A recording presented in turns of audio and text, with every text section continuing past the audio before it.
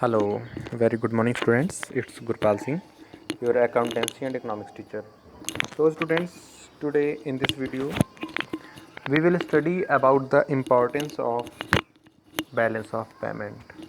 In the last videos, we have studied about balance of payment account, capital account, current account, error and omissions, official reserve, and all. Okay, so you know all these are the components of BOP. So before starting, first of all, like this video. As in the last videos, few students started commenting, but still they are not liking videos. So students, please like as well as put your SR number in the comment box. And also, I'm not saying this thing that if you are having problem, then only put SR number. Putting SR number represent your present or absent. Putting SR number represent your present in the video. You have watched this video, and if you are having bit of problem, so mention your problem also in the comment. If you are not raising question in the problem, simply putting SR number, so we will not able to know your problem na. As I have discussed with few students, they are saying, sir, I have problem, I have mentioned SR number in the video. So if you are mentioning SR number, better that is a proof for your present. Okay, so if you are having problem, write that problem in the comment box, or directly make a call to me, or put your problem in the WhatsApp group also. Okay, so all these things you have to keep in your mind. Come to the point. First of all, we will study about few things that a country has to deal with other countries in respect of the following. Means अगर किसी भी country को deal करना है other country के साथ में, तो ये सारी चीज़ें उसमें होंगी. First one, visible item. If you want trading with other countries, in that situation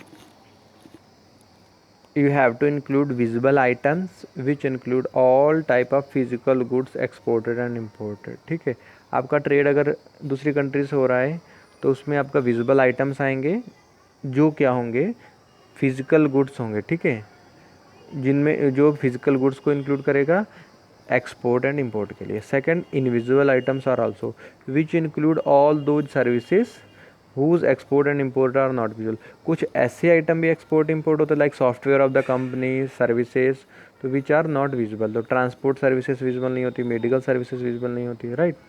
and third one is capital transfer which are connected concern with capital receipts and payments. ठीक है, तो these are the deals which a country has to be done with respect of the following countries. Okay, ये सारी चीज़ समझ में आ गई. ये सारे ट्रांजेक्शन जो मैंने बोले हैं ये एक कंट्री के दूसरी कंट्री के साथ में मोस्ट प्रोबेबली जिससे जिसका तालमेल खाता है they are doing. Okay, again today firstly I will repeat the definition of students balance of payment.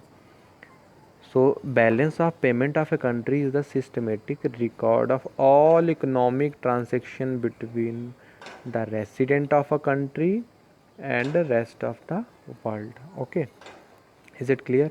बहुत वीडियो में मैं बता चुका हूँ. In many videos I have discussed about balance of payment. So at least definition तो learn कर लें आप लोग. Here, what is definition? That old definition, it is a systematic record of all economic transactions between residents of a country and rest of the world. Okay, जितनी भी transaction एक country की दूसरी कंट्री के साथ में हो रही हैं उनका जो रिकॉर्ड बनेगा वो एक अकाउंट के अंडर आएगा. That is called balance of payment. It presents a classified record of all रेसिप्ट्स on account of goods exported, services reach rendered and capital received by residents and payment made by them on account of goods and services received from capital transfer to non residents or foreign currencies. means बहुत सारे लोग हैं, पूरी दुनिया है, कोई foreign से कुछ खरीद रहा है, कोई कुछ खरीद रहा है. they are paying for that, and most of the foreigners are purchasing from our country also. Okay, and they are paying for that, right. So for all such transactions, uh, which is required, who is required, that is balance of payment. Students, what is balance of payment? So is it clear what is balance of payment? Okay, now students, what are its features? already discussed, but still I am repeating for more deeply explanation, जिससे आपको समझ में आ जाए, बुद्धि आपकी में बैठ जाए. It is a systematic record of all economic transaction, right? It include all transaction, visible as well as invisible. It relates to a period of time. Generally, it is an annual statement. Okay. हाँ, ये थोड़ा नया point है, ये समझा देता हूँ. Balance of payment एक पीरियड ऑफ टाइम से रिलेटेड होगा. ये नहीं कि डेली आपका बैलेंस ऑफ पेमेंट बन रहा है. No way. You will prepare bookkeeping general. After that, for a period of time, you will prepare a balance of payment for 1 year, last 1 year. Okay, and it is prepared for historical basis. Last items पे बनाएंगे. आप future में क्या होगा उसके लिए नहीं बना सकते हैं बैलेंस ऑफ पेमेंट. जब हो जाएगा उसके बाद आइडिया तो ख्वाहिश तो आप देख सकते हैं, कुछ भी देख लीजिए आप. You are having a freedom to think anything. Okay, but actually it will be applied whenever you did. There is a rule, for example we are taking, एक रूल हिंदी में बताता हूँ.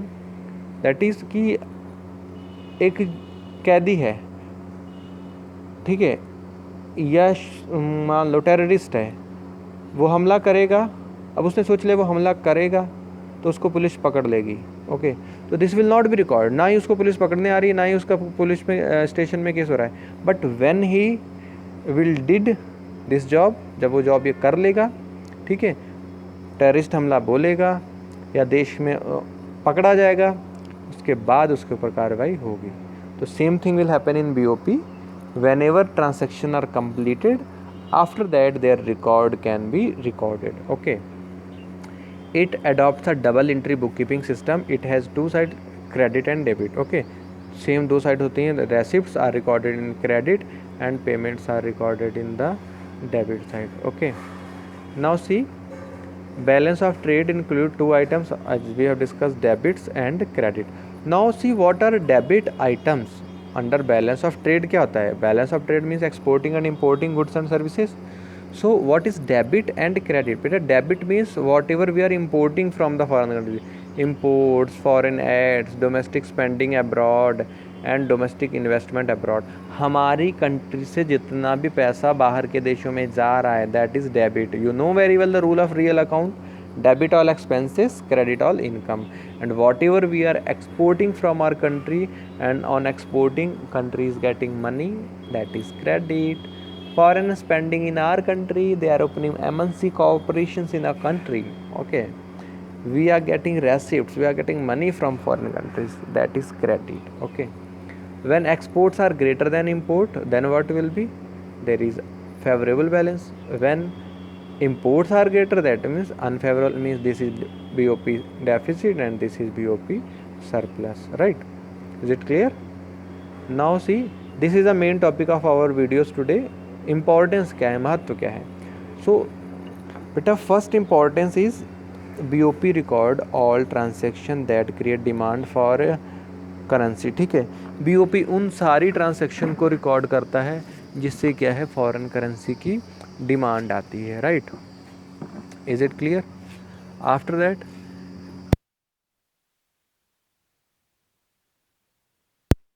Of a country in the short term में जितनी भी transaction हो रही हैं, अगर आप उसके लिए पैसा दे पा रहे हो, then you are financially strong.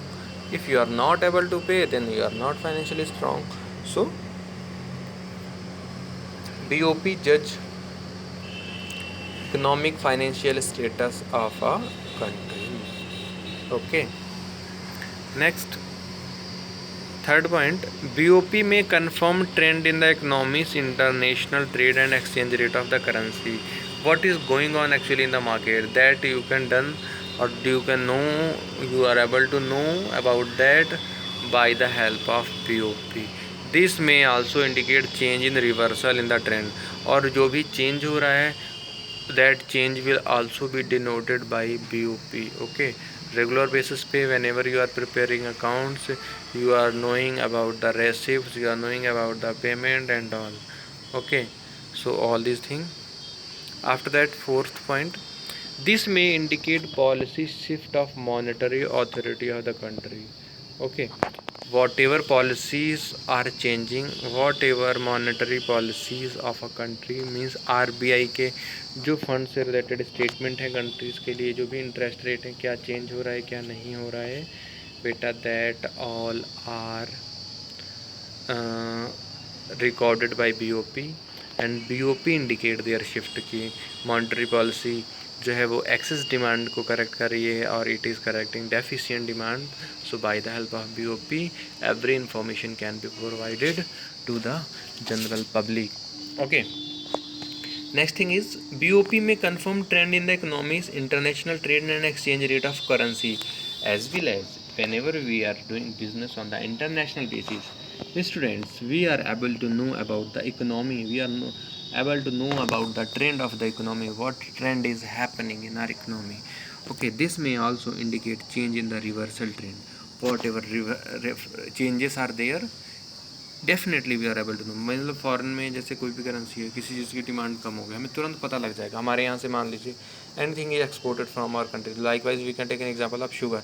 Foreigners reducing the consumption of sugar, we will be able to know the trend of sugar is declining day by day. Okay, so ये सारी चीज़ें हैं, मतलब BOP से आपको पता लग जाएगा एक्चुअली मार्केट में चल क्या रहा है. Okay, now what is the general rule in BOP accounting. बात करते हैं जनरल रूल क्या है. तो जनरल रूल यही है साहब, if transaction earn foreign currency for the nation it is a credit and recorded as a plus item.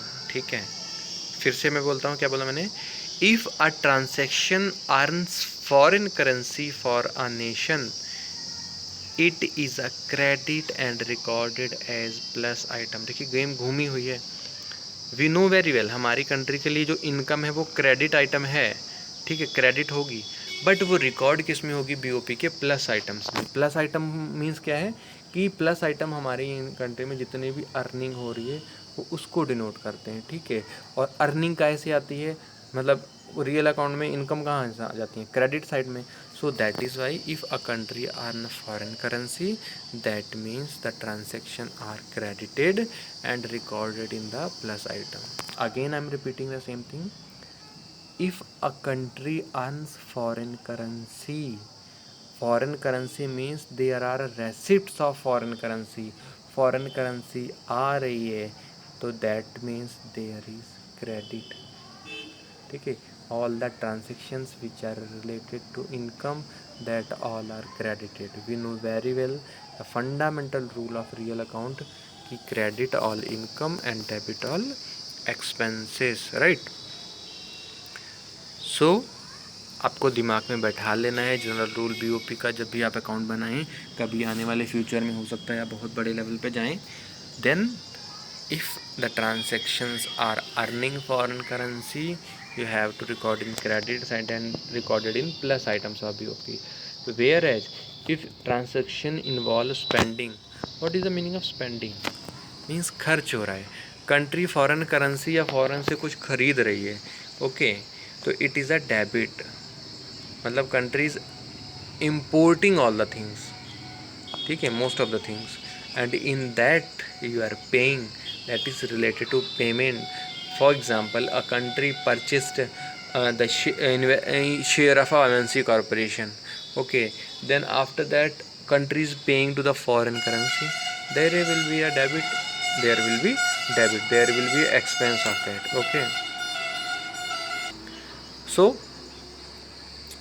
if expenses are there that are spending of foreign currency and is debit and recorded as a negative item of BOP. Okay, समझ में आ गई चीज़ें.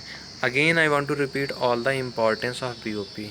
आई think everybody has got it, but still I am repeating for the more reference. BOP Hindi में समझा देता हूँ. BOP सारी ट्रांजेक्शन्स जो डिमांड और सप्लाई को क्रिएट करती हैं उनको रिकॉर्ड करता है.